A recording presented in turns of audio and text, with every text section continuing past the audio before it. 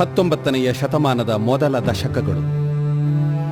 ಭರತಖಂಡವು ತನ್ನ ಸಹಸ್ರಾರು ವರ್ಷಗಳ ಮೂಢನಂಬಿಕೆಗಳ ಭಾರವನ್ನು ಕೊಡವಿ ಹಾಕಲು, ಅಪೂರ್ಣವೂ ಅಪಕ್ವವೂ ಆದ ಮತಪಂಥಗಳು ತೊಡಿಸಿದ್ದ ಸಂಕೋಲೆಗಳನ್ನು ಕಿತ್ತೆಸೆಯಲು, ತನ್ನ ರಾಷ್ಟ್ರೀಯ ಪ್ರಜ್ಞೆಗೆ ವೈಚಾರಿಕತೆಯ ವಿದ್ಯುತ್ ಸ್ಪರ್ಶವನ್ನು ನೀಡಲು ನಾನಾ ರೀತಿಗಳಲ್ಲಿ ಪ್ರಯತ್ನಿಸುತ್ತಿತ್ತು. ಈ ಎಲ್ಲ ಗೊಂದಲಗಳ ಹಿನ್ನೆಲೆಯಲ್ಲಿ ಆರ್ಷೇಯವಾದ ಅದರ ಆಧ್ಯಾತ್ಮಿಕತೆ, ವೇದ ಉಪನಿಷತ್ತುಗಳಲ್ಲಿ ಮೈದಾಳಿದ್ದ ಶಾಶ್ವತ ಸತ್ಯಗಳ ಪ್ರಖರತೆ ಎಲ್ಲವೂ ಬರಿಯ ಸಾಂಪ್ರದಾಯಿಕತೆಯಿಂದ ಮಸುಕುಗೊಂಡಿದ್ದವು. ಒಂದು ಕಡೆಯಲ್ಲಿ ಭಾರತದ ಕೆಲವು ಅರ್ಥಹೀನ ಆಚಾರ ವಿಚಾರಗಳ ಟೊಳ್ಳುತನ, ಮತ್ತೊಂದು ಕಡೆಯಲ್ಲಿ ಅವುಗಳನ್ನು ಎತ್ತಿ ತೋರಿಸಿ ಪರಿಸ್ಥಿತಿಯ ದುರ್ಲಾಭ ಪಡೆದು ಒಟ್ಟಾರೆ ಭಾರತೀಯ ಧರ್ಮಗಳ ಮೇಲೆ ಆಕ್ರಮಣ ನಡೆಸಲು ಪ್ರಯತ್ನಿಸುತ್ತಿದ್ದ ಪಾಶ್ಚಾತ್ಯ ಮತಾಂತರಿಗಳ ಹಾವಳಿ. ಇವೆಲ್ಲವನ್ನು ಎದುರಿಸಿ ಭಾರತೀಯತೆಯನ್ನು ಉಳಿಸಲು ಅನೇಕ ಮಹಾನ್ ಸಾಹಸಿಗಳು ಪ್ರಯತ್ನ ನಡೆಸಿದರು. ಅವರಲ್ಲಿ ಮುಖ್ಯರಾದವರು ರಾಜಾ ರಾಮ್ ಮೋಹನ್ ರಾಯ್. ತಮ್ಮ ಮಿತ್ರರೊಡಗೂಡಿ ಅವರು ಸ್ಥಾಪಿಸಿದ ಬ್ರಹ್ಮ ಸಮಾಜವು ಹಿಂದೂ ಧರ್ಮದ ದೇವ ದೇವಿಯರನ್ನು ಬದಿಗಿರಿಸಿ ಶುದ್ಧ ಬ್ರಹ್ಮತತ್ವದ ಉಪಾಸನೆಗೆ ಸರ್ವೋಚ್ಚ ಸ್ಥಾನವನ್ನು ಕಲ್ಪಿಸಿತು. ಮೂರ್ತಿ ಪೂಜೆ ಮೊದಲಾದ ಯಾವ ಕರ್ಮಗಳಿಗೂ ಅಲ್ಲಿ ಎಡೆ ಇರಲಿಲ್ಲ. ವೈಚಾರಿಕತೆಯೇ ಅಲ್ಲಿ ಅಗ್ರಸ್ಥಾನ ಪಡೆಯಿತು. ಅವರ ಅನಂತರ ಮಹರ್ಷಿ ದೇವೇಂದ್ರನಾಥ ಠಾಕೂರರು, ಅನಂತರ ವಿಶ್ವವಿಖ್ಯಾತಿ ಪಡೆದ ಕೇಶವ ಚಂದ್ರಸೇನರು ಬ್ರಹ್ಮ ಸಮಾಜದ ಆಧಾರ ಸ್ತಂಭಗಳಾದರು. ಹೀಗೆ ಪೂರ್ವ ಪಶ್ಚಿಮಗಳ ಧರ್ಮ ಸಂಸ್ಕೃತಿಗಳು ಒಂದನ್ನೊಂದು ನುಂಗಲು ಪ್ರಯತ್ನಿಸುತ್ತಿರುವಾಗಲೇ ಭರತ ವರ್ಷದ ಪಶ್ಚಿಮ ಭಾಗದಲ್ಲಿ ಮತ್ತೊಂದು ಭೀಮ ಮೂರ್ತಿ ಸಿಂಹ ಸದೃಶವಾಗಿ ಪ್ರತಿಭಟನೆಯ ಗರ್ಜನೆಯನ್ನು ಮಾಡುತ್ತಾ ಮೂಡಿತು. ಅವರೇ ಮಹಾಪುರುಷರಾದ ದಯಾನಂದ ಸರಸ್ವತಿ. ತನ್ನ ಗುರುವಿನಿಂದ ವೇದ ಧರ್ಮವನ್ನು ಉದ್ಧಾರ ಮಾಡಬೇಕು ಎಂಬ ಆದೇಶವನ್ನು ಪಡೆದ ದಯಾನಂದ ಸರಸ್ವತಿ ದೃಢ ಮನಸ್ಸಿನಿಂದ ಕಾರ್ಯರಂಗಕ್ಕೆ ಧುಮುಕಿದರು. ಇದರ ಅನಂತರ ಪ್ರಸಿದ್ಧಿಗೆ ಬಂದದ್ದು ಥಿಯಾಸಫಿ. ಭರತಖಂಡವು ಇಂತಹ ಅನೇಕಾನೇಕ ಧರ್ಮ, ಆಚಾರ, ವಿಚಾರಗಳಿಗೆ ಸಂಬಂಧಿಸಿದ ತುಮುಲಗಳ ನಡುವೆ ತನ್ನತನವನ್ನು ಉಳಿಸಿಕೊಳ್ಳಬೇಕಾಗಿದ್ದ ಸಂದಿಗ್ಧ ಸಮಯದಲ್ಲಿಯೇ ಬ್ರಿಟಿಷರ ಅಡಿಯಾಳಾಗಿ ರಾಜಕೀಯವಾಗಿ ದಾಸ್ಯದಲ್ಲಿ ನರಳುತ್ತಿತ್ತು. ಇಂತಹ ವಿಷಮ ಪರಿಸ್ಥಿತಿಯಲ್ಲಿ ಇತಿಹಾಸವು ಸಮನ್ವಯಾಚಾರ್ಯನೊಬ್ಬನನ್ನು ನಿರೀಕ್ಷಿಸುತ್ತದೆ. ಆ ಇತಿಹಾಸದ ಪ್ರಾರ್ಥನೆ ವ್ಯರ್ಥವಾಗಲಿಲ್ಲ. ವಿಶ್ವಗರ್ಭದ ನಿಗೂಢ ಅಂತರಾಳದಲ್ಲಿ ಸರ್ವದಾ ಸುಪ್ತವಾಗಿದ್ದರೂ ಚಿರಜಾಗೃತವಾಗಿರುವ ತ್ರೈಲೋಕ್ಯ ಕಂಪನಕಾರಿಯಾದ ಮಹಾ ಚೈತನ್ಯ ಶಕ್ತಿ ಭರತ ವರ್ಷದಲ್ಲಿ ಗಂಗಾ ಪುಣ್ಯ ಜಲಪ್ಲಾವಿತ ವಂಗ ದೇಶದಲ್ಲಿ ರೂಪಧಾರಣೆ ಮಾಡಿ ಅವತರಿಸಿತು. ಆ ಮಹಾ ಚೈತನ್ಯ ಶಕ್ತಿಯ ಮೂರ್ತ ಸ್ವರೂಪವೇ ಶ್ರೀ ರಾಮಕೃಷ್ಣ ಪರಮಹಂಸರು. ಸ್ಥಾಪಕಾಯ ಚ ಧರ್ಮಸ್ಯ ಸರ್ವಧರ್ಮ ಸ್ವರೂಪಿಣೆ ಅವತಾರ ವರಿಷ್ಠಾಯ রামকৃষ্ণায় তে নমঃ। এসেছে নূতন মানুষ দেখবি যদি আয় চলে, এসেছে নূতন মানুষ দেখবি যদি আয় চলে। তার বিবেক বৈরাগ্য ঝুলি দুই কাঁধে সদা ঝুলে, তার বিবেক বৈরাগ্য ঝুলি দুই কাঁধে সদা ঝুলে। এসেছে নূতন মানুষ দেখবি যদি আয় চলে, এসেছে নূতন মানুষ দেখবি যদি আয় চলে।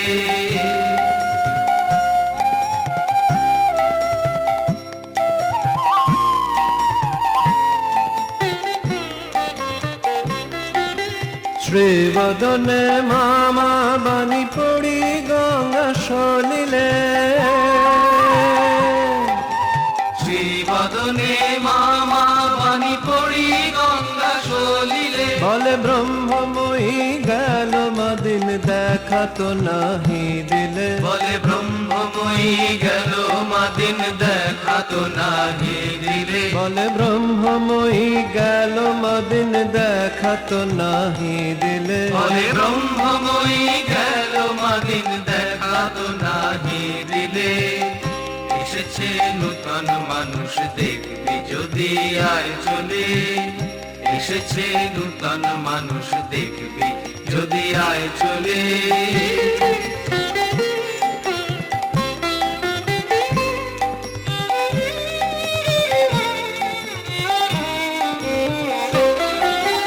নাস্তিক অজ্ঞানী নরে সরল কথায় শিখালে,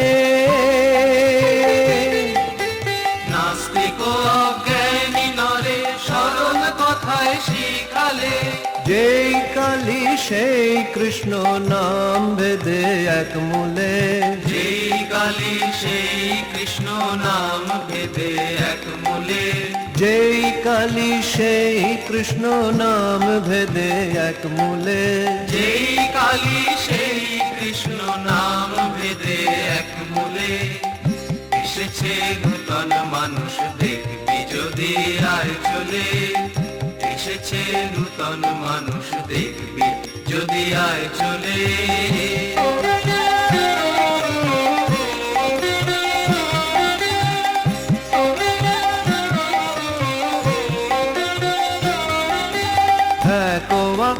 ওয়াটার পানি বাড়ি নাম দেয় জলে,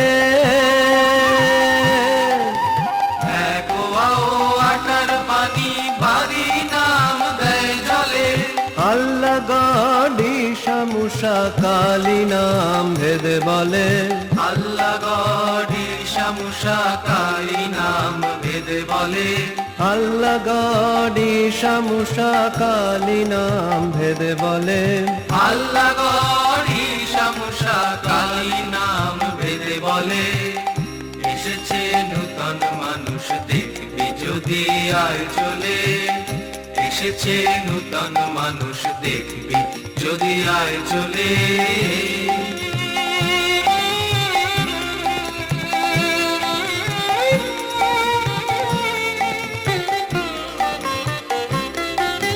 দিন ধনী মানি জ্ঞানী বিচার নাই জাতি কুলে,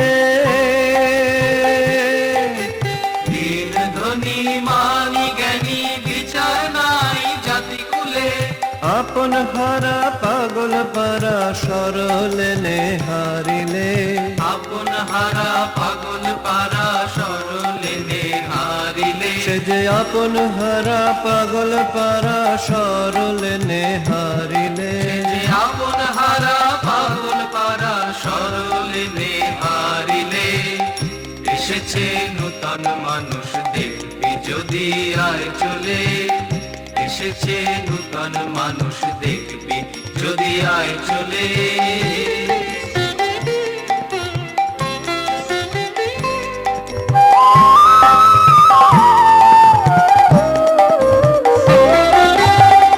বাহু তুলিয়ে ডাকে আয় রে তোরা আয় চলে, দু বাহু তুলিয়ে ডাকে আয় না তোরা আয় চলে, তোদের তারে কৃপা করে বসে আছি বিরলে, তোদের তরে কৃপা করে বসে আছি বিরলে, এবার যতন করি পারের তরি বেঁধেছি ভবের কুলে, এবার যতন করি পারের তরি বেঁধেছি ভবের কুলে, এসেছে নূতন মানুষ দেখবি যদি আয় চলে।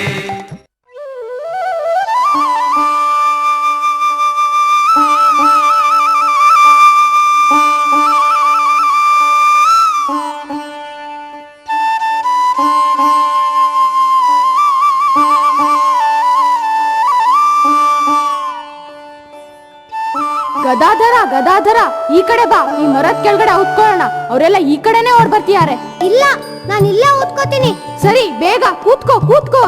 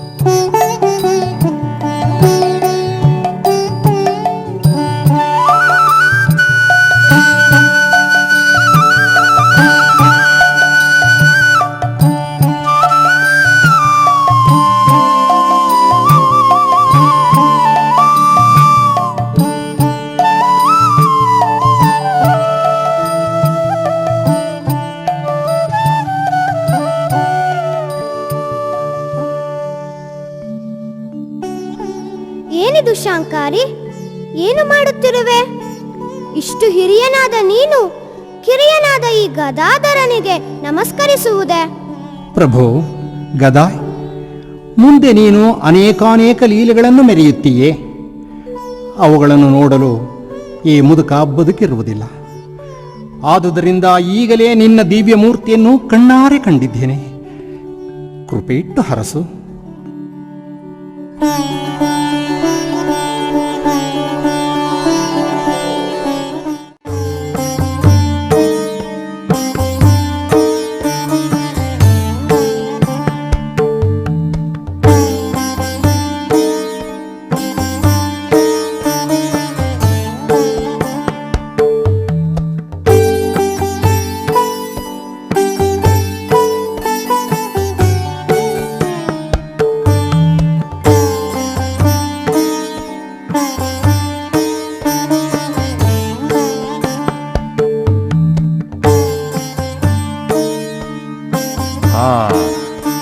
ಗದಾಧರ,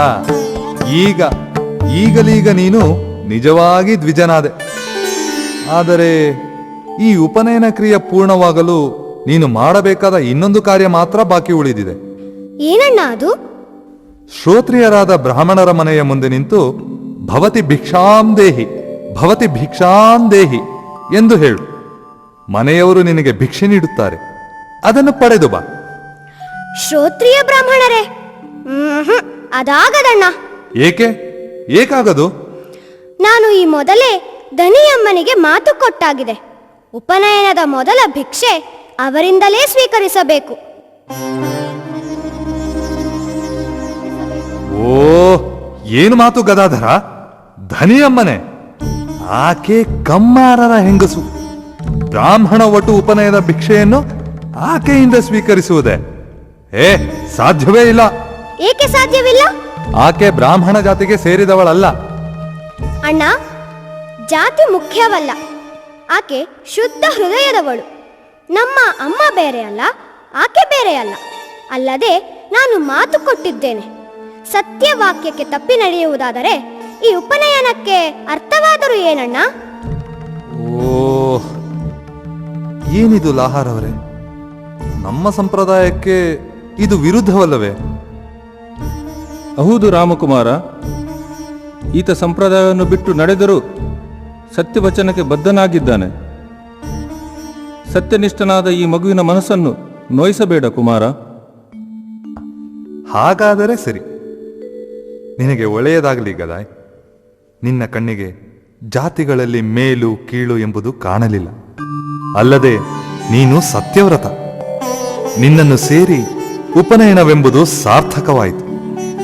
ಯಜ್ಞೋಪವೀತ ನಿನ್ನಂಥವನಲ್ಲಿ ಶೋಭಿಸುತ್ತದೆ ಮಗು. ಆಯಿತು, ಹೋಗಿ ಬಾ. ಧನಿ ಅಮ್ಮನಿಂದಲೇ ಪ್ರಥಮ ಭಿಕ್ಷೆ ಪಡೆದು ಬಾ.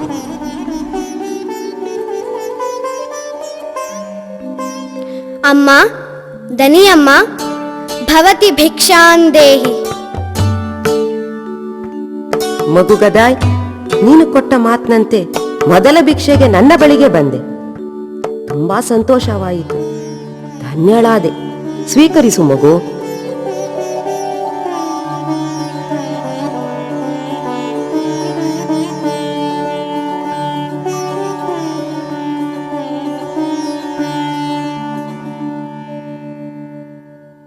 ಇವರು ಮಹೇಂದ್ರನಾಥ ಗುಪ್ತರು.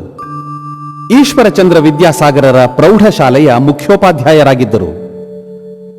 1882 ಮಾರ್ಚ್ ತಿಂಗಳಿನಿಂದ 1886 ಆಗಸ್ಟ್ ಎಂದು ಶ್ರೀರಾಮಕೃಷ್ಣ ಪರಮಹಂಸರು ಮಹಾಸಮಾಧಿಯನ್ನು ಪಡೆಯುವವರೆಗೂ ಸುಮಾರು 4 ವರ್ಷಗಳ ಕಾಲ ಶನಿವಾರ, ಭಾನುವಾರ ಮತ್ತು ಇತರ ರಜಾ ದಿನಗಳಂದು ಪರಮಹಂಸರ ದಿವ್ಯ ಸಾನ್ನಿಧ್ಯದಲ್ಲಿದ್ದು ಅವರು ಆಡಿದ ಪ್ರತಿಯೊಂದು ಮಾತನ್ನು ಬರೆದಿಟ್ಟುಕೊಂಡು ಶ್ರೀರಾಮಕೃಷ್ಣ ಕಥಾಮೃತ ಎಂಬ ಹೆಸರಿನಲ್ಲಿ ಪ್ರಕಟಿಸಿ ಲೋಕೋಪಕಾರ ಮಾಡಿದ ಮಹಾಸಂತರು ಮಹೇಂದ್ರನಾಥ ಗುಪ್ತರು. ನಮ್ಮ ಗುರುದೇವರ ಪ್ರಥಮ ಸಮಾಧಿಯ ಅನುಭವ. ಹೌದು, ಅವರೇ ಹೇಳಿದ್ದು ಹೀಗೆ. ನನಗಿನ್ನೂ ಚೆನ್ನಾಗಿ ನೆನಪಿದೆ. ನಾನಿನ್ನೂ 6 ವರ್ಷದ ಬಾಲಕ.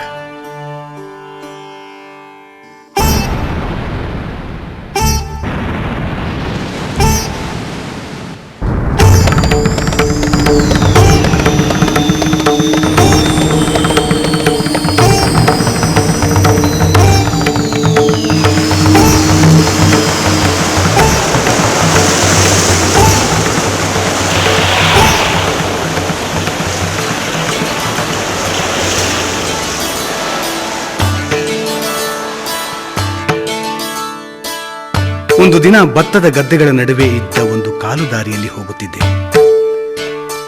ಕುರಿಗಡಲೆ ತಿನ್ನುತ್ತಾ ತಲೆ ಎತ್ತಿ ಆಕಾಶದ ಕಡೆ ನೋಡಿದೆ. ದೂರದ ದಿಗಂತದಲ್ಲಿ ಭೀಮಾಕಾರವಾಗಿದ್ದ ಒಂದು ಸಜಲ ಸುನೀಲ ಮೇಘ ಮೂಡುತ್ತಿದ್ದುದು ನನ್ನ ಕಣ್ಣಿಗೆ ಬಿತ್ತು. ನೋಡುತ್ತಾ ನೋಡುತ್ತಾ ಆ ಕಾರ್ಮುಗಿಲು ಹಬ್ಬಿ ಗಗನ ಮಂಡಲವನ್ನೆಲ್ಲ ಕವಿದು ಬಿಟ್ಟಿತು. ಒಡನೆಯೇ ಪಕ್ಕದ ಗದ್ದೆಯಿಂದ ಬೆಳ್ಳಕ್ಕಿಗಳ ಗುಂಪೊಂದು ಮೇಲೆ ಹಾರಿ ಹೋಯಿತು. ಕಪ್ಪು ಮೋಡಗಳ ಹಿನ್ನೆಲೆಯಲ್ಲಿ ಮಂಜಿನಂತೆ ಬಿಳುಪಾದ ಆ ಬಲಾಕ ಪಂಕ್ತಿ ರುಜು ಕುಟಿಲ ನಾನಾ ರೇಖೆಯ ವಿನ್ಯಾಸದಿಂದ ನನ್ನೆದುರು ರಂಜಿಸಿತು.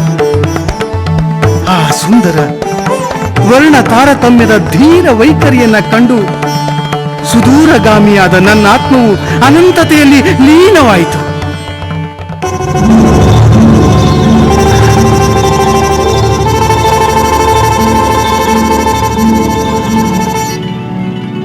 ಮೈ ತಿಳಿದ ಮೇಲೆಯೂ ನನ್ನೆದೆಯಲ್ಲಿ ಯಾವುದೋ ಒಂದು ಅನಿರ್ವಚನೀಯ ಆನಂದ ಸಮುದ್ರವು ತುಳುಕಾಡುತ್ತಿತ್ತು.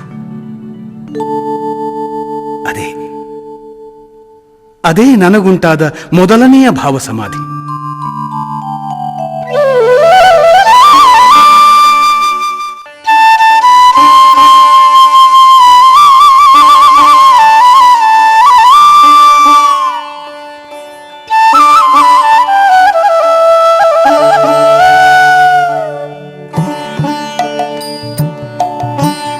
ಗದಾಯ್, ನಿನಗೆ ಈಗ 17 ವರ್ಷ ಆಯ್ತು.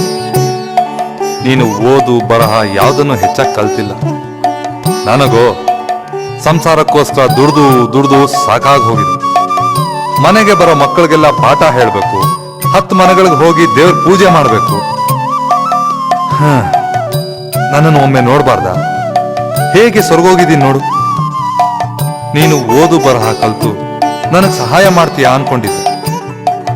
ಹಾಗೆ ವಿದ್ಯಾವಂತನಾಗಿದ್ದಿದ್ರೆ ಇಲ್ಲಿಗೆ ಬರೋ ಮಕ್ಕಳಿಗೆ ನೀನು ಪಾಠ ಹೇಳಿ 4 ಕಾಸು ಸಂಪಾದನೆ ಮಾಡ್ಬೋದಾಗಿತ್ತು. ಅದು ಹೊಟ್ಟೆ ಬಟ್ಟೆಗಾದ್ರೂ ನೆರವಾಗ್ತಾ ಇತ್ತು. ಈಗ ಅದೂ ಇಲ್ಲ. ಅಣ್ಣ, ಸ್ವಲ್ಪ ತಾಳು. ಹೆಚ್ಚು ವಿದ್ಯಾವಂತನಾದ್ರೆ ನಾನು ದೇವರನ್ನ ಕಾಣಬಹುದೇ? ದೇವರನ್ನ ಯಾಕೆ ಕಾಣಬೇಕು? ಇದೇನಣ್ಣ ಹೀಗ್ ಕೇಳ್ತಿ? ದೇವರನ್ನ ಕಾಣೋದೇ ಮನುಷ್ಯ ಜೀವನದ ಪರಮೋದ್ದೇಶ ಅಲ್ವೇ? ದೇವರನ್ನ ಕಾಣೋದು ಏನೋ, ನೀನು ಕೇಳುತ್ತಿರುವ ಪ್ರಶ್ನೆ ವಿಚಿತ್ರವಾಗಿದೆ. ಇಂಥದನ್ನ ನಾನು ಎಲ್ಲೂ ಎಂದು ಕೇಳಿದ್ದೇ ಇಲ್ಲ ಬಿಡು. ಹೌದಣ್ಣ, ನನಗೆ ಹೀಗ್ ತೋರುತ್ತೆ. ದೇವರನ್ನ ಕಾಣೋದೊಂದೇ ಜೀವನದ ಪರಮ ಗುರಿ. ಅದಿರ್ಲಿ, ಹೆಚ್ಚು ವಿದ್ಯಾವಂತನಾದ್ರೆ ಏನಾಗುತ್ತೆ? ಹೆಚ್ಚು ವಿದ್ಯಾವಂತನಾದ್ರೆ 4 ಕಾಸು ಸಂಪಾದನೆ ಮಾಡ್ಬೋದು, ಉಂಡು ತಿಂದು ಸುಖವಾಗಿರ್ಬೋದು. ಹಾಗಾದ್ರೆ ಉಂಡು ತಿಂದವರೆಲ್ಲ ಸುಖವಾಗಿದ್ದಾರಾ? ಹಾಗಲ್ಲ. ಆದ್ರೂ ನಿನ್ನ ಪ್ರಶ್ನೆಗಳು ಮಾತ್ರ ಎಲ್ರು ಕೇಳೋಂಥದ್ದಲ್ಲ. ಅಣ್ಣ, ನನ್ನ ದೃಢವಾದ ನಂಬಿಕೆಯನ್ನ ಹೇಳ್ತೇನೆ ಕೇಳು. ಮನುಷ್ಯ ಜೀವನದ ಗುರಿ ಅಂದ್ರೆ ದೇವರನ್ನ ಸಾಕ್ಷಾತ್ಕಾರ ಮಾಡಿಕೊಳ್ಳೋದು.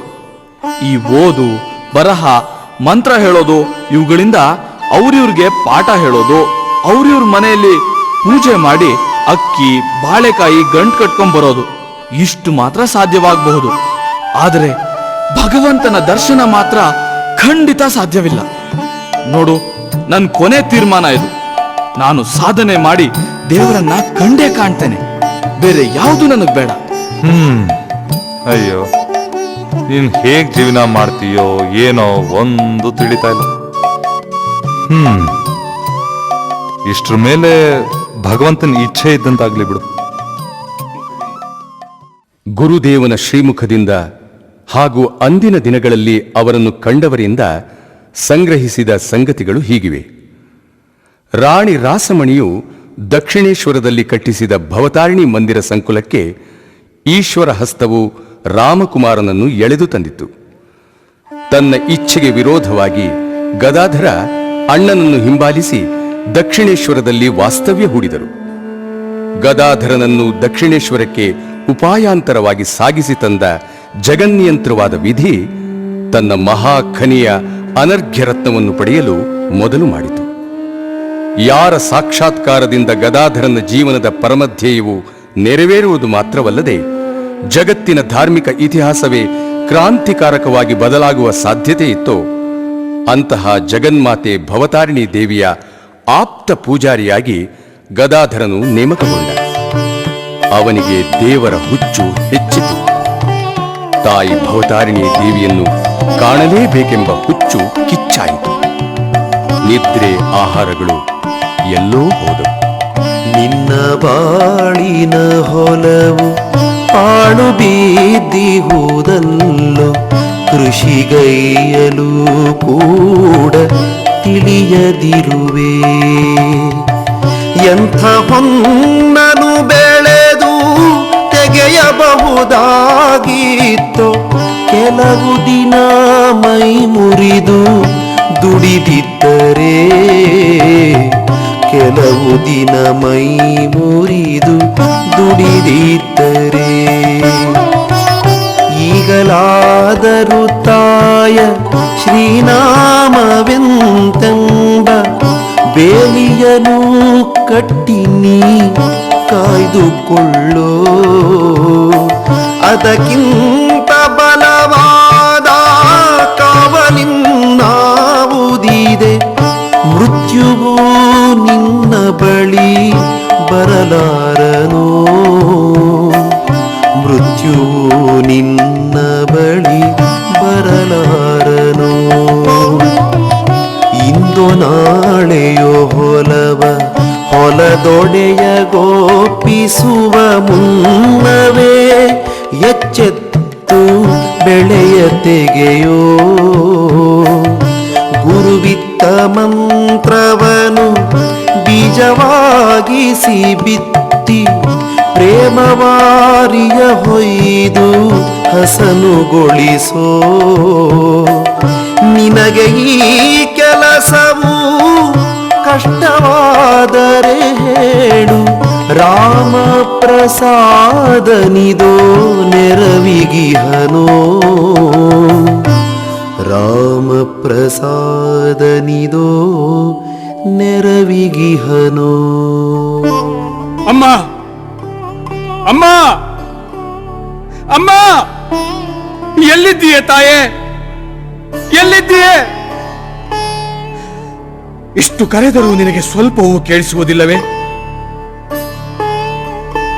ರಾಮಪ್ರಸಾದನಿಗೆ ದರ್ಶನವಿತ್ತೆ, ನನಗೇಕೆ ಕಾಣಿಸಿಕೊಳ್ಳುತ್ತಿಲ್ಲ? ಸರಿ, ನನಗೆ ದರ್ಶನ ಕೊಡುವುದಿಲ್ಲ ತಾನೇ?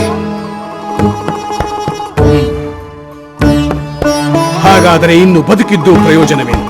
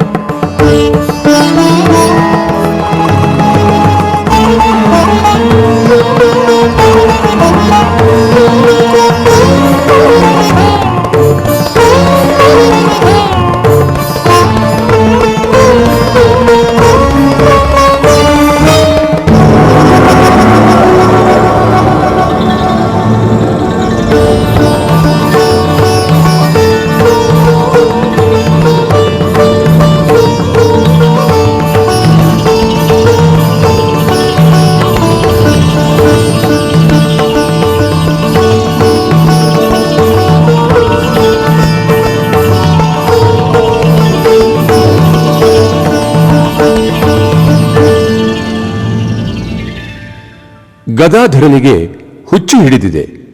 ಮದುವೆ ಮಾಡಿದರೆ ಹುಚ್ಚು ಸರಿ ಹೋದೀತು ಎಂದು ಮದುವೆ ಏರ್ಪಾಟನ್ನು ಮಾಡಿದರು. ಜಯರಾಮ್ ಭಾಟಿಯ 6 ವರ್ಷದ ಶಾರದಾ ದೇವಿಯೊಡನೆ ರಾಮಕೃಷ್ಣರ ವಿವಾಹ ನಡೆಯಿತು.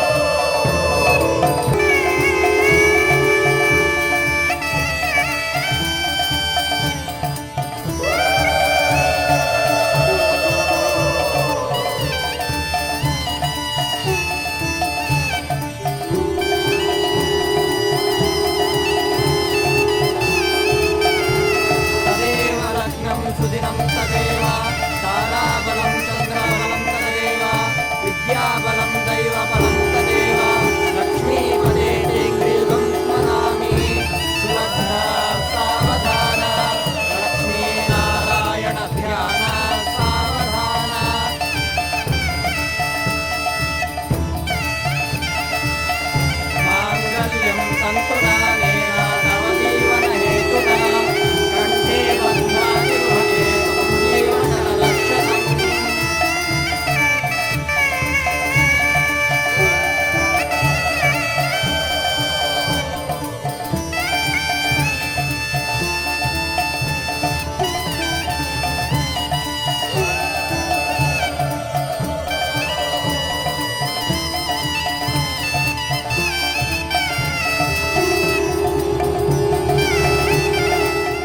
ಮದುವೆಯಾಗಿ ದಕ್ಷಿಣೇಶ್ವರಕ್ಕೆ ಹಿಂತಿರುಗಿದ ಗದಾಧರ ಚಟ್ಟೋಪಾಧ್ಯಾಯರು ತಮಗೆ ಮದುವೆಯಾದ ವಿಷಯವನ್ನು ಮರೆತೇ ಬಿಟ್ಟರು.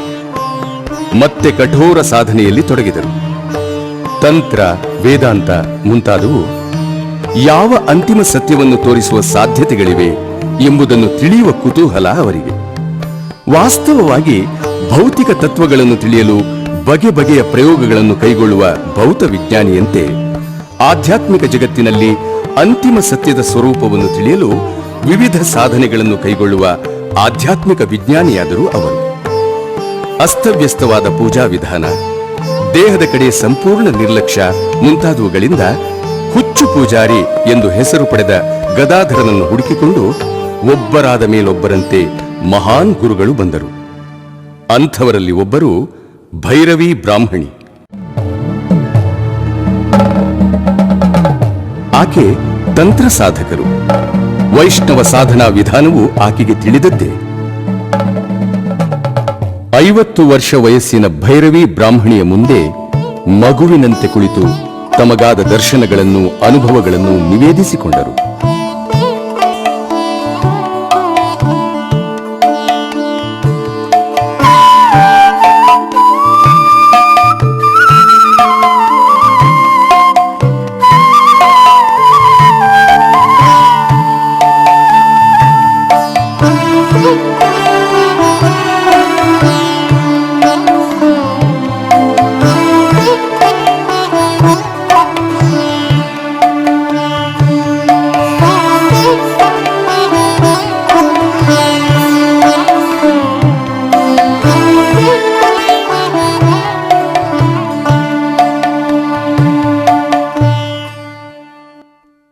ಆದರೆ ತಾಯಿ, ಎಲ್ಲರೂ ನನಗೆ ಹುಚ್ಚು ಹಿಡಿದಿದೆ ಎನ್ನುತ್ತಾರಲ್ಲ.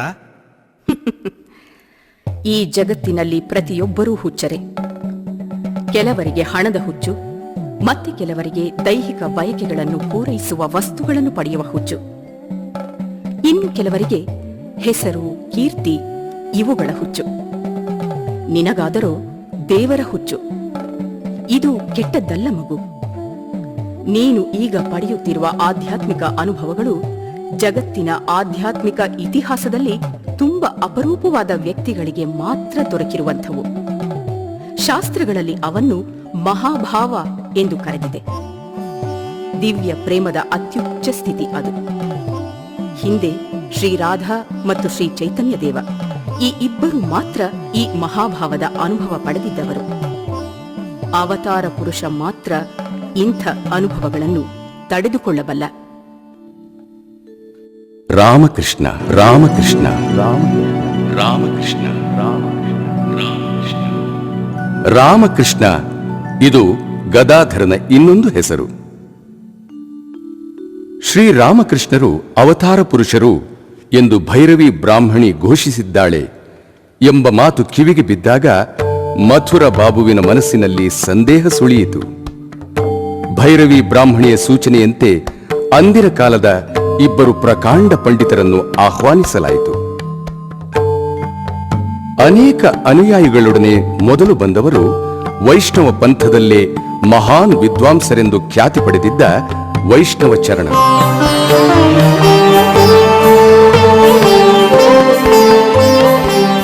ಹೆಮ್ಮೆಯ ತಾಯಿಯಂತೆ ಭೈರವಿ ಬ್ರಾಹ್ಮಣಿಯು ತನ್ನ ಮಗು ಶ್ರೀರಾಮಕೃಷ್ಣರು ಅವತಾರ ಪುರುಷರು ಎಂಬುದನ್ನು ಶಾಸ್ತ್ರಗಳ ಆಧಾರದ ಸಮೇತ ಮಂಡಿಸಿದಳು.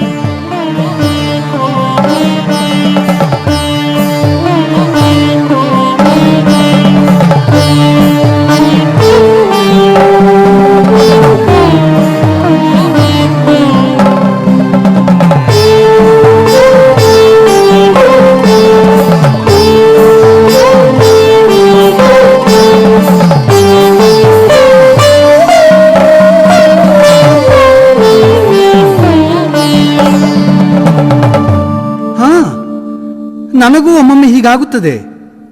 ಹೌದು ಹೌದು, ಭೈರವಿ ಅಭಿಪ್ರಾಯವನ್ನು ನಾವೆಲ್ಲರೂ ಸಂಪೂರ್ಣವಾಗಿ ಒಪ್ಪುತ್ತೇವೆ. ಶ್ರೀರಾಮಕೃಷ್ಣರು ಪಡೆದುಕೊಳ್ಳುತ್ತಿರುವ ಅನುಭವಗಳನ್ನೇ ಶಾಸ್ತ್ರಗಳು ಮಹಾಭಾವ ಎಂದು ಕರೆದಿರುವರು.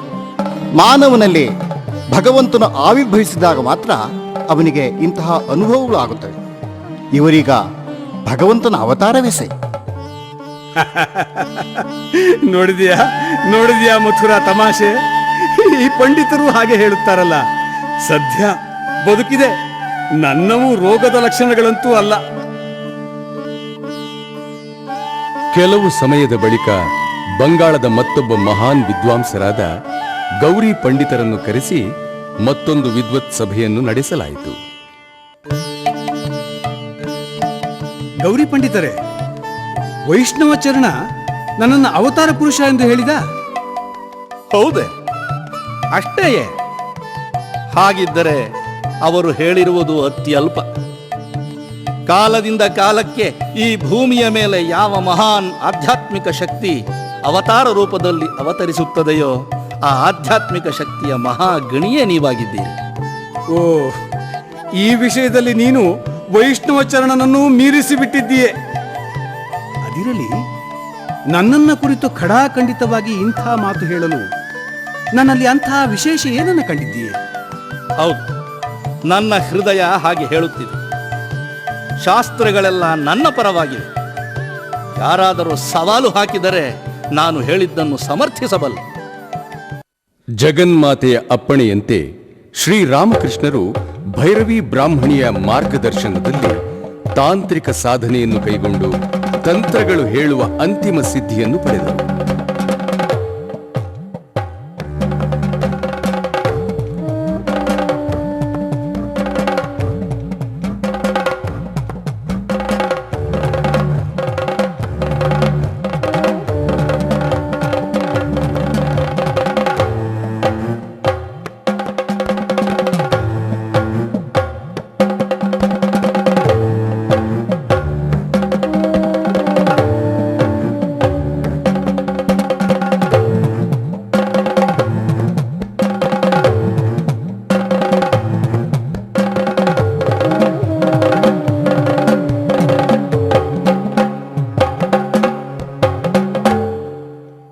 ಹಾಗೆಯೇ ವೈಷ್ಣವ ಪಂಥಗಳು ವಿಧಿಸಿರುವ ಕ್ರಮದಲ್ಲಿ ಸಾಧನೆ ನಡೆಸಿ ಮಧುರ, ದಾಸ್ಯ ಮುಂತಾದ ಭಾವನೆಗಳನ್ನೆಲ್ಲ ಅನುಭವಕ್ಕೆ ತಂದುಕೊಂಡರು.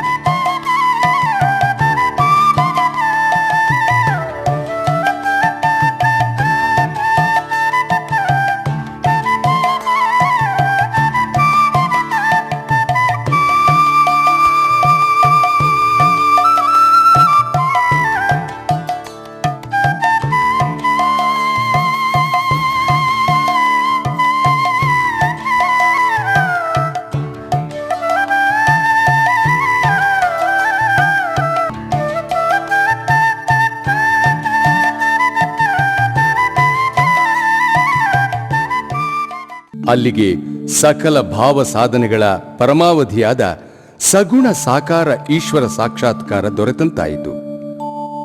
ಅಷ್ಟರಲ್ಲಿ ಅಸಾಧಾರಣ ವೇದಾಂತಿಯಾದ ಭೀಮಕಾಯದ ನಗ್ನ ಸನ್ಯಾಸಿಯೊಬ್ಬನು ತನ್ನ ಬದುಕಿನ ಚರಮ ಗುರಿಯಾದ ಅದ್ಭುತ ಕಾರ್ಯವೊಂದರ ನಿರ್ವಹಣೆಗೆ ಆ ಕಾರ್ಯದ ಅರಿವು ಸ್ವಲ್ಪವೂ ಇಲ್ಲದೆ ದಕ್ಷಿಣೇಶ್ವರಕ್ಕೆ ಬಂದನು.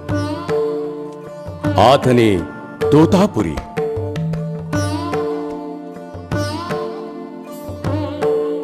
ನರ್ಮದಾ ನದಿಯ ತೀರದಲ್ಲಿ ಕಠೋರ ತಪಸ್ಸನ್ನು ಮಾಡಿ ಮಾನವ ಸಾಧನೆಯ ಆತ್ಯಂತಿಕ ಆದರ್ಶವಾದ ನಿರ್ಗುಣ ನಿರಾಕಾರ ಬ್ರಹ್ಮನನ್ನು ಸಾಕ್ಷಾತ್ಕರಿಸಿಕೊಂಡು ಮುಕ್ತಾತ್ಮನಾಗಿದ್ದನವನು. ಗಂಗೆಯಲ್ಲಿ ನೌಕೆಯನ್ನೇರಿ ಬಂದಿದ್ದ ಆತ ನೌಕೆಯಿಂದಿಳಿದು ದಕ್ಷಿಣೇಶ್ವರದ ಸ್ನಾನಘಟ್ಟದ ಮೆಟ್ಟಲಿನ ಸಾಲುಗಳನ್ನು ಹತ್ತಿ ಬರುತ್ತಾ ಅಲ್ಲಿಯ ಒಂದು ಮೆಟ್ಟಲಿನ ಮೇಲೆ 28 ವರ್ಷದ ದೇವ ಶಿಶುವಿನಂತೆ ಭಾವಲೀನವಾಗಿ ಕುಳಿತ ಶ್ರೀರಾಮಕೃಷ್ಣರನ್ನು ಕಂಡು ಹೆಜ್ಜೆ ಕೀಳಲಾರದೆ ನಿಂತು ಬಿಟ್ಟನು.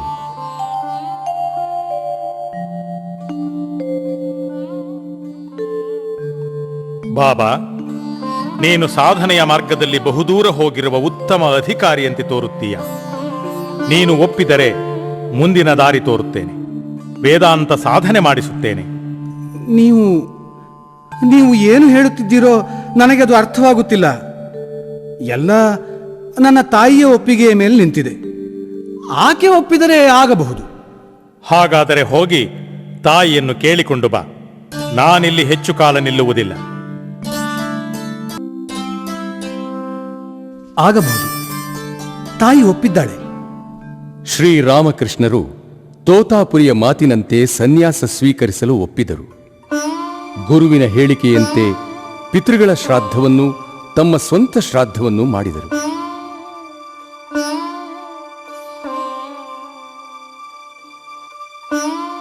ಪಂಚವಟಿಯ ಸಮೀಪದ ಕುಟೀರದಲ್ಲಿ ದೀಕ್ಷಾ ಮುಹೂರ್ತವನ್ನು ಎದುರು ನೋಡುತ್ತಾ ಕುಳಿತರು.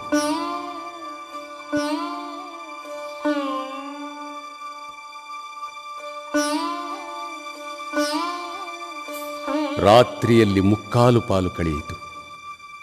ಜಗತ್ತು ಪಾವನ ಮೌನದಲ್ಲಿ ಮುಳುಗಿ ಸಮಾಧಿಯಲ್ಲಿತ್ತು.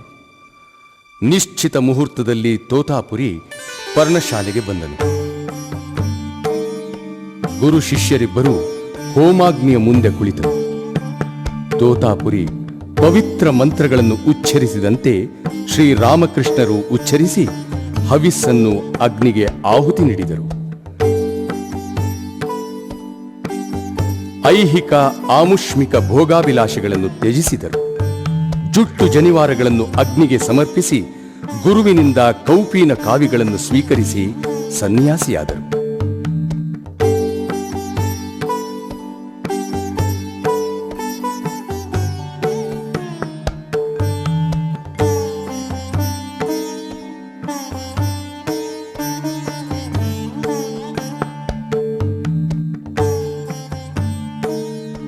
ಮುಂಬೆಳಕು ಮೂಡಿತು, ತಂಬೆಲರು ತೀಡಿತು. ಶ್ರೀರಾಮಕೃಷ್ಣರು ಗುರುವಿಗೆ ಸಾಷ್ಟಾಂಗ ಪ್ರಣಾಮ ಮಾಡಿ ಉಪದೇಶ ಪಡೆಯಲು ಪದ್ಮಾಸನದಲ್ಲಿ ಕುಳಿತರು. ತೋತಾಪುರಿಯು ಅದ್ಭುತ ವೇದಾಂತದ ಮಹಾ ನಿಗೂಢ ತತ್ವಗಳನ್ನೇ ಉಪದೇಶ ಮಾಡತೊಡಗಿದನು.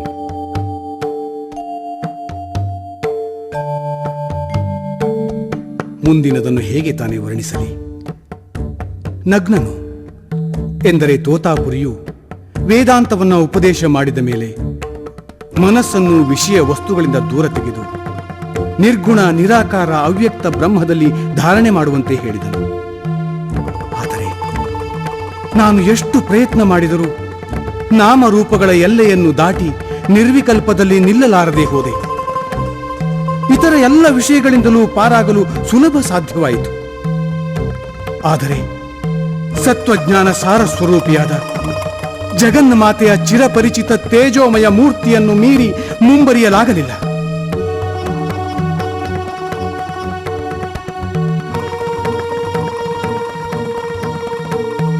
ಏನು ಮಾಡಿದರೂ ಆಕೆ ಸಜೀವ ಸತ್ಯದಂತೆ ಸುಳಿದು ಅತೀತಕ್ಕೆ ಅಡ್ಡವಾಗಿ ನಿಲ್ಲುತ್ತಿದ್ದಳು.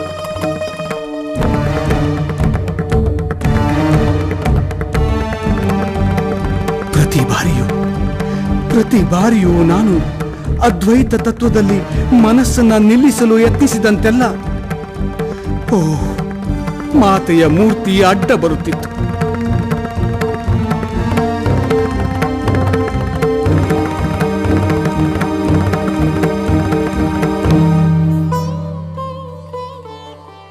ಇಲ್ಲ ಇಲ್ಲ, ನನ್ನಿಂದಾಗದು. ಏನು ಮಾಡಿದರೂ ಮನಸ್ಸು ನಿರ್ವಿಕಲ್ಪಕ್ಕೆ ಹೋಗದು. ಏನು ಮಾಡಿದರೂ ಮನಸ್ಸು ನಿರ್ವಿಕಲ್ಪಕ್ಕೆ ಹೋಗದು. ನಿರ್ಗುಣ ಬ್ರಹ್ಮ ಸಾಕ್ಷಾತ್ಕಾರ ನನ್ನಿಂದ ಸಾಧ್ಯವಾಗದು. ಏನು? ನಿನ್ನಿಂದಾಗದೆ? ಆಗಲೇಬೇಕು.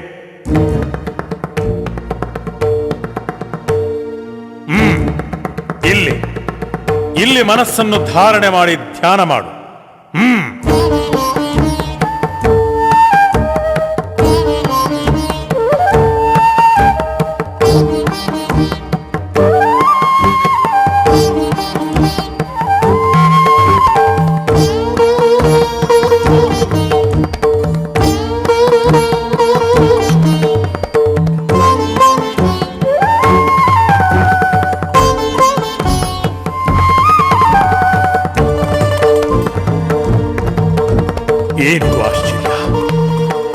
ಏನಿದು ಆಶ್ಚರ್ಯ?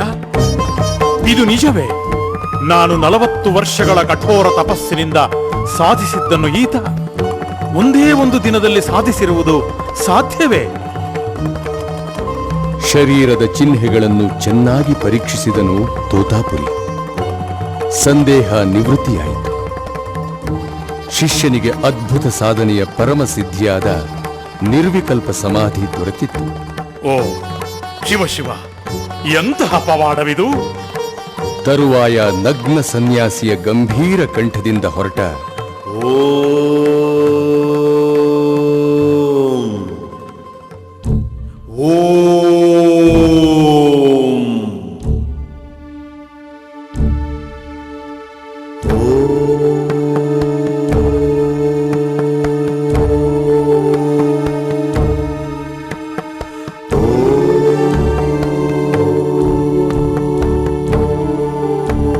ಎಂಬ ಮಹಾಮಂತ್ರ ಘೋಷ ಪರ್ಣಶಾಲೆಯನ್ನು ತುಂಬಿ ತುಳುಕಿತು.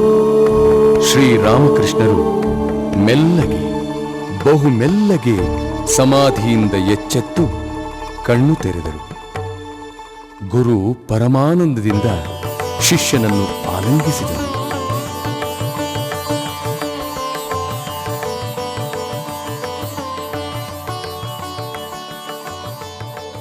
ರಾಣಿ ರಾಸಮಣಿಯವರು ಕಟ್ಟಿಸಿದ ದೇವಾಲಯ ಸಂಕೀರ್ಣದ ಒಂದು ಕೊಠಡಿಯಲ್ಲಿ ಸಾಕ್ಷಾತ್ ಪರಮಾತ್ಮನೇ ಮಾನವ ರೂಪದಲ್ಲಿ ವಾಸಿಸುತ್ತಾನೆ ಎಂಬ ಕಲ್ಪನೆ ಮೊದಲಿಗೆ ನಾವು ಯಾರೂ ಊಹಿಸಲಾರದ್ದಾಗಿತ್ತು. ಆದರೆ ನಾನೇ ಈ ದೇವಾಲಯ ಸಂಕೀರ್ಣದ ಮೇಲ್ವಿಚಾರಕ. ಅಷ್ಟೇ ಅಲ್ಲದೆ ರಾಣಿ ರಾಸಮಣಿಯವರ ಅಳಿಯನಾದ ಮಧುರನಾದ ವಿಶ್ವಾಸ. ನನ್ನ ಈ ಮಾನುಷ ಚಕ್ಷುಗಳಿಂದಲೇ ಅದನ್ನು ಕಂಡಿದ್ದೇನೆ. ಕೃಷ್ಣ ತನ್ನ ವಿಶ್ವರೂಪವನ್ನು ನೋಡಲು ಅರ್ಜುನನಿಗೆ ದೈವಿ ಚಕ್ಷುವನ್ನು ನೀಡಿದ ಎಂದು ಕೇಳಿದ್ದೇವೆ. ಆದರೆ ಈ ಯುಗದ ಪರಪಾಪಹಾರಿಯು ನಮ್ಮ ಮಾನವ ಕಣ್ಣುಗಳಿಂದಲೇ ಭಗವದ್ರೂಪವನ್ನು ಕಾಣುವ ಕೃಪೆಯನ್ನು ಅನುಗ್ರಹಿಸಿದರು. ಜೀವನದ ಕಷ್ಟ ಕಾರ್ಪಣ್ಯಗಳಲ್ಲಿ ಬೆಂದು ನೊಂದವರಿಗಾಗಿ ಅವರ ಹೃದಯ ಹೇಗೆ ಕರಗುತ್ತಿತ್ತು ಎಂಬುದನ್ನು ಕಣ್ಣಾರೆ ಕಾಣುವ ವರವನ್ನು ಅವರು ಅನುಗ್ರಹಿಸಿದರು. ಒಮ್ಮೆ ನಾನು ರಾಮಕೃಷ್ಣರನ್ನು ತೀರ್ಥಯಾತ್ರೆಗೆಂದು ಕರೆದುಕೊಂಡು ಹೊರಟೆ.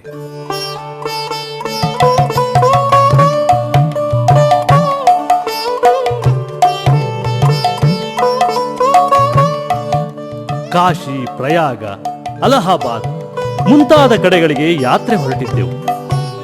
ನಮ್ಮ ಜೊತೆಯಲ್ಲಿ 125 ಜನರ ದೊಡ್ಡ ಗುಂಪೇ ಇತ್ತು. ಅವರಿಗೆಲ್ಲ ಪ್ರಯಾಣದ ಖರ್ಚು, ಊಟ, ವಸತಿಗಳ ವೆಚ್ಚ ಎಲ್ಲ ಜವಾಬ್ದಾರಿಯನ್ನು ನಾನೇ ಹೊತ್ತಿದ್ದೆ. ಶಿವನ ಜ್ಯೋತಿರ್ಲಿಂಗವಿರುವ ವೈದ್ಯನಾಥ ದೇವಾಲಯದ ಹತ್ತಿರ ಒಂದು ಹಳ್ಳಿ.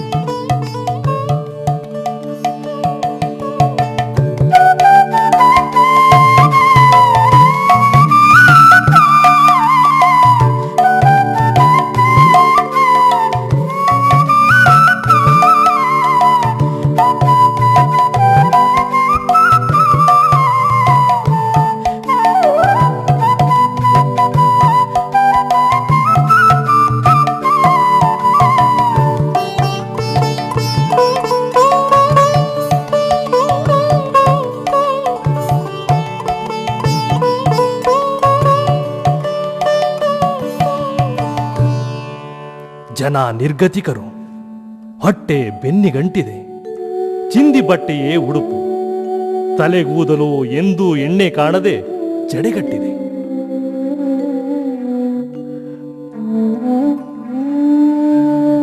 ಮಥುರಾ, ಓ ಮಥುರಾ, ಸ್ವಲ್ಪ ನಿಲ್ಲು. ಎಲ್ಲಿಗೆ ಓಡುತ್ತಿದ್ದೀಯೆ? ಇವರ ಅವಸ್ಥೆ ಸ್ವಲ್ಪ ನೋಡಬೇಡವೆ? ನನ್ನ ಜನ ಇವರು ಹಸಿದಿದ್ದಾರೆ, ಚಿಂದಿ ಧರಿಸಿದ್ದಾರೆ. ಇವರ ತಲೆ ಕಡೆ ಸ್ವಲ್ಪ ನೋಡಬಾರದೆ? ಹೌದು ಬಾಬಾ, ಇವರೆಲ್ಲ ಬಡವರು. ಹಾಗೆ ನೋಡಿದರೆ ಈ ದೇಶದ ತುಂಬಾ ಇವರ ಸಂಖ್ಯೆಯೇ ಹೆಚ್ಚು. ಏನು ಮಾಡುವುದಕ್ಕಾಗುತ್ತದೆ? ಏನು ಮಾಡುವುದಕ್ಕಾಗುತ್ತದೆ? ನೋಡು ನೋಡು, ಇವರಿಗೆಲ್ಲ ಒಂದು ಹೊತ್ತಾದರೂ ಊಟಕ್ಕೆ ಏರ್ಪಾಡು ಮಾಡು. ಇವರಿಗೆಲ್ಲ ಬಟ್ಟೆ ಒದಗಿಸು. ತಲೆಗೆ ಹಚ್ಚಿಕೊಳ್ಳುವುದಕ್ಕೆ ಎಣ್ಣೆ ಕೊಡಿಸು. ಬಾಬಾ, ನೀವು ಹೇಳಿದಷ್ಟನ್ನು ಮಾಡಿದರೆ ನಾನು ತಂದಿರೋ ಹಣ ಎಲ್ಲ ಖರ್ಚಾಗಿ ಹೋಗುತ್ತದೆ. ಮುಂದೆ ತೀರ್ಥಯಾತ್ರೆಯೂ ಇಲ್ಲ, ಏನೂ ಇಲ್ಲ. ಮಥುರಾ, ಹಾಗಾದರೆ ನಾನು ಮುಂದೆ ಬರುವುದಿಲ್ಲ. ಇವರ ಮಧ್ಯೆ ಇರುತ್ತೇನೆ. ಬಾಬಾ, ಹಠ ಮಾಡಬೇಡಿ. ನಾವು ಹೊರಟಿರುವುದು ತೀರ್ಥಯಾತ್ರೆಗೆ. ನೀವು ಹೇಳಿದಂತೆ ಹಣ ಖರ್ಚು ಮಾಡಿ ಇವರಿಗೆಲ್ಲ ಊಟ, ಬಟ್ಟೆ, ಎಣ್ಣೆ ಕೊಟ್ಟರೆ ನಮ್ಮ ತೀರ್ಥಯಾತ್ರೆ ಗತಿ ಏನು? ನೋಡು ಮಥುರ, ಹಸಿದವರಿಗೆ ಊಟ ಕೊಡುವುದು, ಚಳಿಯಲ್ಲಿ ನಡುಗುತ್ತಿರುವವರಿಗೆ ಬಟ್ಟೆ ಕೊಡುವುದು, ಒಣಗಿದ ನೆತ್ತಿಗೆ ಎಣ್ಣೆ ಕೊಡುವುದು, ಇದೇ ತೀರ್ಥ, ಅದೇ ಯಾತ್ರೆ. ಅವರ ಸೇವೆಯೇ ಭಗವಂತನ ಸೇವೆ. ಇದನ್ನ ಸ್ವಲ್ಪ ಅರ್ಥ ಮಾಡಿಕೋ. ಸರಿ ಬಾಬಾ, ಅರ್ಥ ಆಯಿತು. ನೀವು ಹೇಳಿದಂತೆಯೇ ಆಗಲಿ.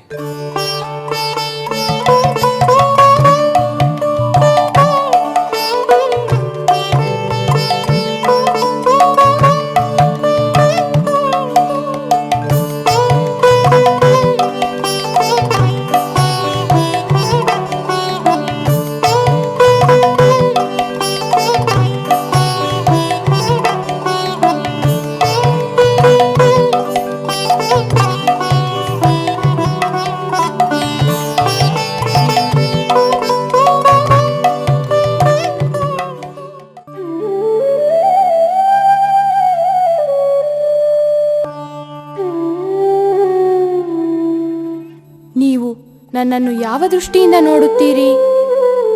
ಕಾಳಿ ಮಂದಿರದಲ್ಲಿ ಪೂಜೆ ಸ್ವೀಕರಿಸುತ್ತಿರುವ ಭಗವತಿ ಭವತಾರಿಣಿ ದೇವಿ, ನನಗೆ ಜನ್ಮ ಕೊಟ್ಟಿರುವ ತಾಯಿ ಚಂದ್ರಮಣಿ ದೇವಿ, ಮತ್ತು ಈಗ ನನ್ನ ಕಾಲನ್ನು ಒತ್ತುತ್ತಿರುವ ನೀವು, ಮೂವರೂ ಒಂದೇ.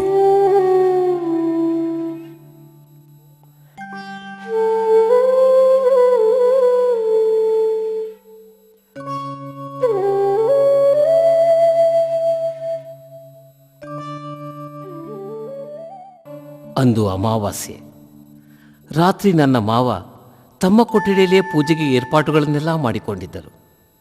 ಇಷ್ಟು ವರ್ಷಗಳಿಂದ ಅವರ ಸೇವೆ ಮಾಡಿಕೊಂಡು ಬರುತ್ತಿರುವ ಅವರ ಸೋದರಳಿಯ ಹೃದಯರಾಮನಾದ ನನಗೆ ಏಕೆ ಏನು ಎಂದು ತಿಳಿಸಲಿಲ್ಲ.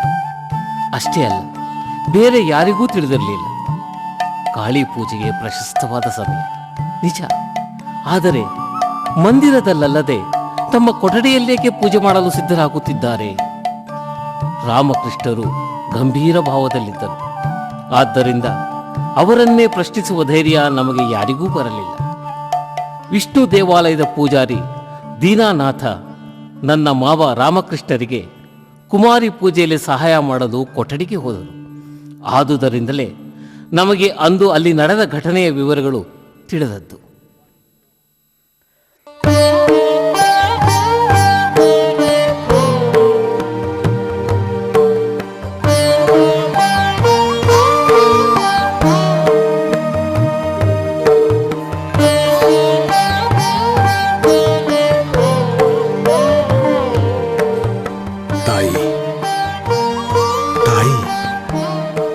ಇಂದಿಗೆ ನನ್ನ ಸಕಲ ಸಾಧನೆಗಳು ಪರಿಸಮಾಪ್ತಿ ಹೊಂದಿದವು. ಇದು ಜಪಮಾಲೆ ಸಹಿತ ನನ್ನ ಸಮಸ್ತ ಸಾಧನ ಸಾಮಗ್ರಿಗಳನ್ನು, ನನ್ನ ತಪಸ್ಸಿನ ಫಲಗಳನ್ನು ನಿನ್ನ ಅಡಿದಾವರಿಗಳಲ್ಲಿ ಸಮರ್ಪಿಸುತ್ತಿದ್ದೇನೆ. ಸ್ವೀಕರಿಸು, ಸ್ವೀಕರಿಸು ತಾಯಿ. ಓಂ ಸರ್ವಮಂಗಲ ಮಾಂಗಲ್ಯೇ ಶಿವೇ ಸರ್ವಾರ್ಥ ಸಾಧಿಕೆ ಶರಣ್ಯೇ ತ್ರಯಂಬಕೆ ಗೌರಿ ನಾರಾಯಣೀ ನಮೋಸ್ತುತೇ.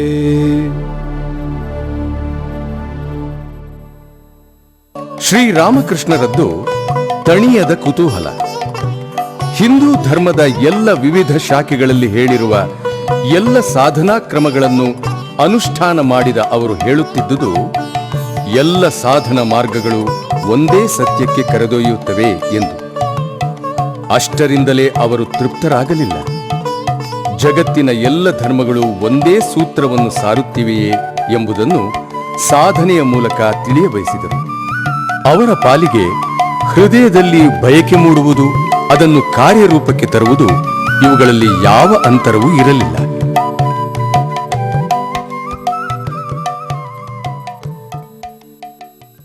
1866ರ ಕೊನೆಯಲ್ಲಿ ಅವರು ಇಸ್ಲಾಂ ಧರ್ಮದ ಸಾಧನ ಮಾರ್ಗವನ್ನು ಅನುಷ್ಠಾನಕ್ಕೆ ತರಲು ತೊಡಗಿದರು.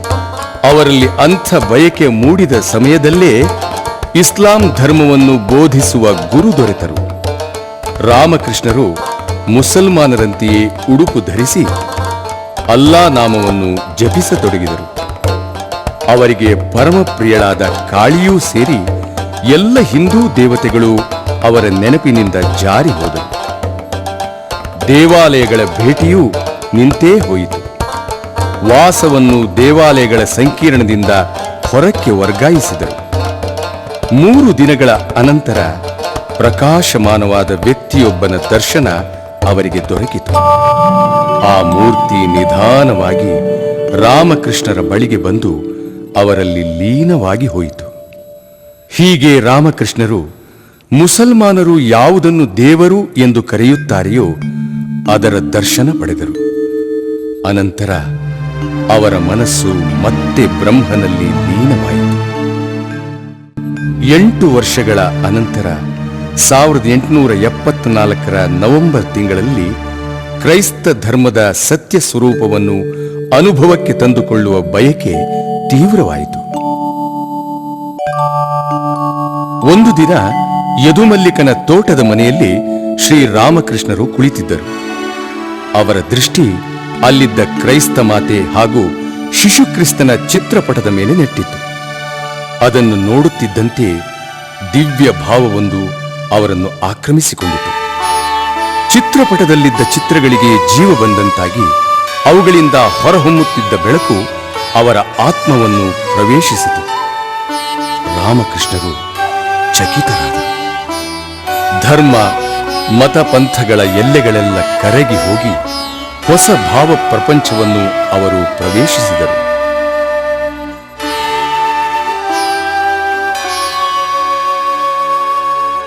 ಹೀಗೆ ತಂತ್ರ, ವೇದಾಂತ, ವೈಷ್ಣವ, ಇಸ್ಲಾಂ, ಕ್ರೈಸ್ತ ಧರ್ಮಗಳು ಈ ಎಲ್ಲವೂ ಅಂತಿಮ ಸತ್ಯಕ್ಕೆ ಒಯ್ಯುವ ಮಾರ್ಗಗಳು ಎಂಬುದು ಶ್ರೀರಾಮಕೃಷ್ಣರ ಅನುಭವಕ್ಕೆ ಬಂದಿತು.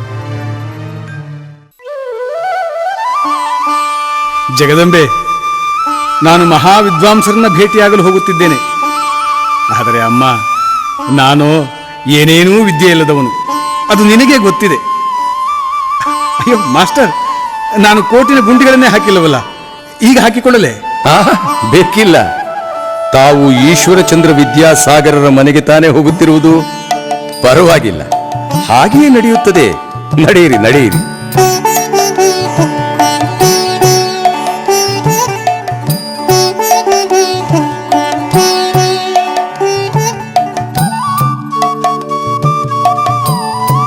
ಇಂದು ನಾನು ಸಾಗರದ ಮುಂದೆ ಇದ್ದೇನೆ. ಇದುವರೆಗೆ ನಾನು ನಾಲೆಗಳು, ತೊರೆಗಳು, ಹೆಚ್ಚೆಂದರೆ ನದಿಗಳು ಅಷ್ಟನ್ನೇ ನೋಡಿದ್ದೆ. ಆದರೆ ಇವತ್ತು ಸಮುದ್ರವನ್ನೇ ನೋಡುತ್ತಿದ್ದೇನೆ. ಸ್ವಾಮಿ, ಹಾಗಿದ್ದರೆ ಇಲ್ಲಿಂದ ಸ್ವಲ್ಪ ಉಪ್ಪು ನೀರನ್ನು ತೆಗೆದುಕೊಂಡು ಹೋಗಿ. ಅಯ್ಯೋ, ಇಲ್ಲ ಇಲ್ಲ ಇಲ್ಲ, ನೀವು ಆ ರೀತಿಯ ಸಮುದ್ರ ಅಲ್ಲ. ನೀವು ಅವಿದ್ಯೆಯ ಸಾಗರ ಅಲ್ಲ, ವಿದ್ಯಾಸಾಗರರು. ಸರಿ ಸ್ವಾಮಿ, ನೀವು ಬೇಕಾದರೆ ಹಾಗೆ ಹೇಳಬಹುದು. ಸ್ವಾಮಿ, ನೀವು ಸಲ್ಲಿಸುತ್ತಿರುವುದು ನಿಸ್ವಾರ್ಥವಾದ ಸಾತ್ವಿಕ ಸೇವೆ. ನೀವು ವಿದ್ಯೆಯನ್ನು, ಆಹಾರವನ್ನು ಹಂಚುತ್ತಿದ್ದೀರಿ, ಅದು ಒಳ್ಳೆಯದೇ. ಸಂಘರಹಿತರಾಗಿ ಹಾಗೆ ಮಾಡಿದ್ದಾದಲ್ಲಿ ಭಗವಂತನನ್ನು ಸಾಕ್ಷಾತ್ಕರಿಸಿಕೊಂಡು ಬಿಡಬಹುದು. ಕೆಲವರು ಹೆಸರಿಗಾಗಿ ಅಥವಾ ಪುಣ್ಯ ಸಂಪಾದನೆಗಾಗಿ ಇಂಥವನ್ನು ಮಾಡುತ್ತಾರೆ. ಅದು ನಿಸ್ವಾರ್ಥ ಸೇವೆ ಅಲ್ಲ. ನೀವಾದರೂ ಸಿದ್ಧ ಪುರುಷರು. ಅದು ಹೇಗೆ? ಈಗ ನೋಡಿ, ಬೇಯಿಸಿದಾಗ ಆಲೂಗಡ್ಡೆ ಮುಂತಾದವು ಮೆತ್ತಗಾಗುತ್ತವೆ.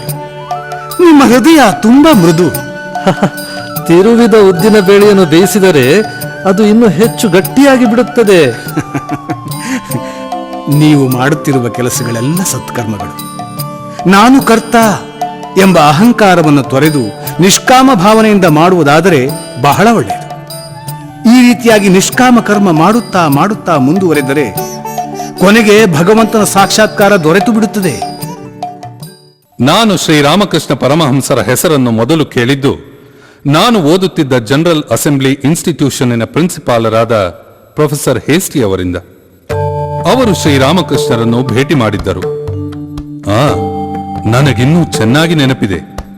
ಒಂದು ದಿನ ತರಗತಿಯಲ್ಲಿ ವರ್ಡ್ಸ್ವರ್ತ್ ಕವಿಯ ದಿ ಎಕ್ಸ್ಕರ್ಷನ್ ಎಂಬ ಕವನವನ್ನು ವಿವರಿಸುತ್ತಾ ಬಾಹ್ಯ ಪ್ರಜ್ಞೆಯನ್ನು ಕಳೆದುಕೊಳ್ಳುವ ಆಳವಾದ ಧ್ಯಾನದ ಸ್ಥಿತಿಯನ್ನು ವರ್ಣಿಸಿದರು. ಆಗ ಪ್ರೊಫೆಸರ್ ಹೇಸ್ಟಿ ಹೇಳಿದರು, ಪರಿಪೂರ್ಣವಾದ ಶುದ್ಧತೆ ಮತ್ತು ಜಾಗೃತಿಗಳಿಂದ ಮಾತ್ರ ಅಂತಹ ಸ್ಥಿತಿ ಸಾಧ್ಯವಾಗುತ್ತದೆ. ಈ ಕಾಲದಲ್ಲಂತೂ ಅದನ್ನು ಪಡೆಯುವವರು ಅಪರೂಪ. ಅಂಥ ಧ್ಯಾನ ಸ್ಥಿತಿಯನ್ನು ಪಡೆದಿರುವ ಒಬ್ಬರೇ ಒಬ್ಬರನ್ನು ನಾನು ಕಂಡಿದ್ದೇನೆ. ಅವರು ದಕ್ಷಿಣೇಶ್ವರದಲ್ಲಿರುವ ಶ್ರೀರಾಮಕೃಷ್ಣ ಪರಮಹಂಸರು ಎಂದು. ನನಗೆ ಅವರನ್ನು ಕಾಣಬೇಕೆಂಬ ಹಂಬಲ ಮತ್ತು ಹೇಗಿರಬಹುದು ಎನ್ನುವ ಕುತೂಹಲ ಮನಸ್ಸಿನಲ್ಲಿ ಮೂಡಿತು. ನಾನು ಅವರನ್ನು ಮೊದಲ ಸಲ ಕಂಡದ್ದು ಸುರೇಂದ್ರನಾಥ ಮಿತ್ರರ ಮನೆಯಲ್ಲಿ. ಅಲ್ಲಿ ನನ್ನನ್ನು ಹಾಡಲು ಕರೆದಿದ್ದರು. ಅತಿಥಿಗಳಲ್ಲಿ ಒಬ್ಬರು ಶ್ರೀರಾಮಕೃಷ್ಣರು. ಅವರು ನನ್ನನ್ನು ಬಹಳ ಹೊತ್ತು ನೋಡಿ ಪ್ರೀತಿಯಿಂದ ದಕ್ಷಿಣೇಶ್ವರಕ್ಕೆ ಬಾ ಎಂದು ಕರೆದರು. ರಾಮಚಂದ್ರ ದತ್ತರ ಸೂಚನೆಯಂತೆ ನಾನು ದಕ್ಷಿಣೇಶ್ವರಕ್ಕೆ ಹೋದೆ.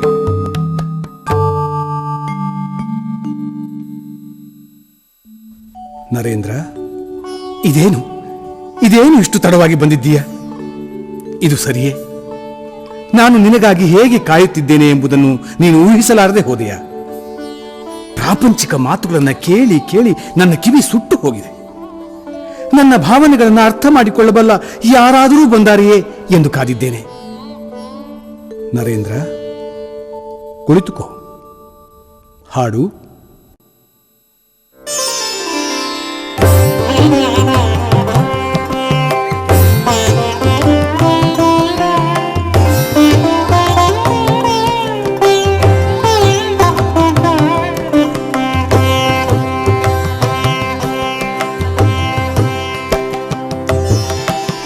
ನಡೆ ನೀ ಮನವೇ ನಿಜದಾಲಯಕ್ಕೆ, ಸಂಸಾರ ವಿದೇಶದಿ ವಿದೇಶಿ ವೇಷದಿ, ಸುಮ್ಮನೆ ಇಲ್ಲಿ ಭ್ರಮಣವಿದೇತಕ್ಕೆ. ನಡೆ ನೀ ಮನವೇ ನಿಜದಾಲಯಕ್ಕೆ.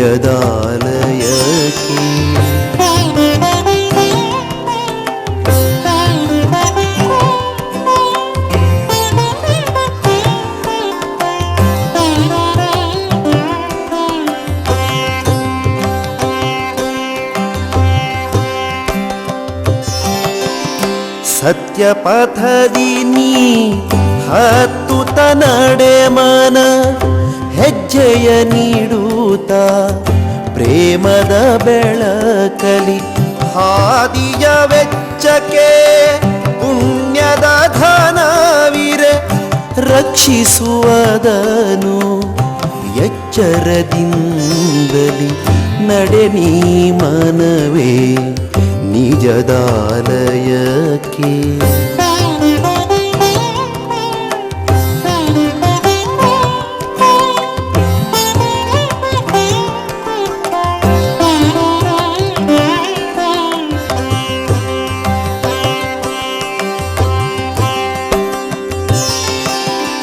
ಸಜ್ಜನ ಸಂಗವೇ ವಿಶ್ರಮ ಸ್ಥಾನ, ಬಳಲಿಕೆಯಾದೊಡೆ ಉಳಿದುಕೋಲ್ಲಿ.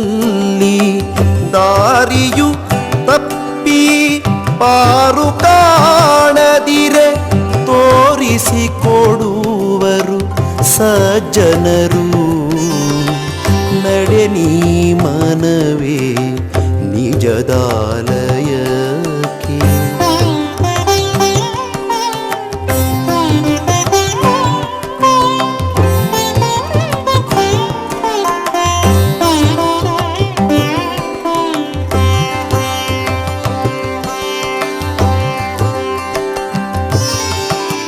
ಪಥದಲ್ಲಿ ಸುಳಿದರೆ ಭಯವೇನಾದರೂ, ಕೂಗುತ್ತ ಕರೆ ನೀ ಪ್ರಭುವನ್ನಾಗಲೇ.